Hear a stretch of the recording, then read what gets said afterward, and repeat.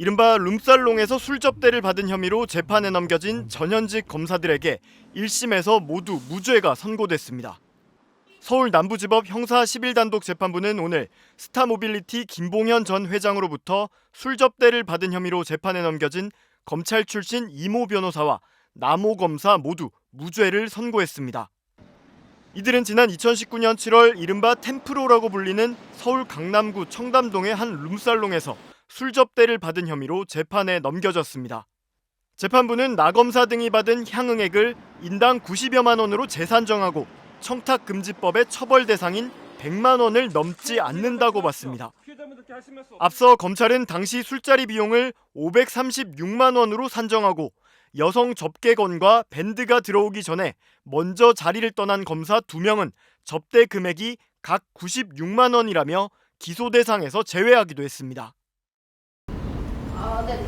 검사님 안녕하세요. 오늘 무죄 나왔는데 한 말씀 해주시죠. 문을 일으켰어요. 합니다. 오늘 대체로 이제 법정에서 했던 주장들이 받아들여졌잖아요. 참석자 수도 변경되고 그 부분에 대해서 보고 확인을 해보고 말씀드릴게요. 판결문 검토하신 후에 따로 입장 내실 계획이신가요? 그러면? 사실 93만 원도 적은 액수가 아니거든요. 공직자로서 그런 현금을 제공받은 것은 어쨌거나 인정이 된 건데 그 부분에 대해서는 하실 말씀 없으세요?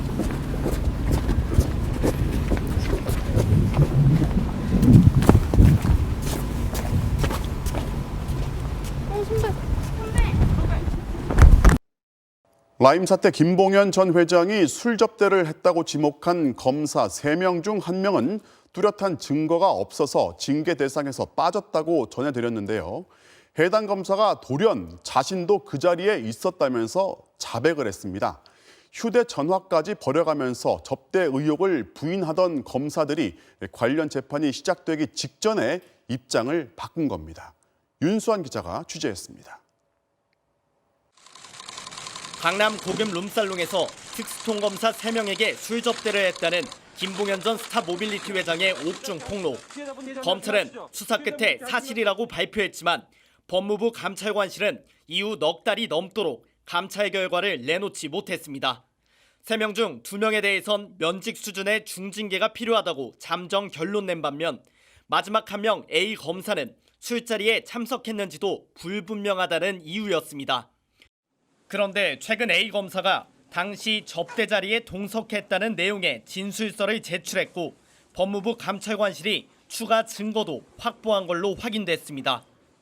뉴욕 감찰관은 논란을 잠재울 만한 확실한 자료들을 확보했다며 의혹이 제기된 검사들 모두 혐의를 인정할 수밖에 없을 것이라고 밝혔습니다.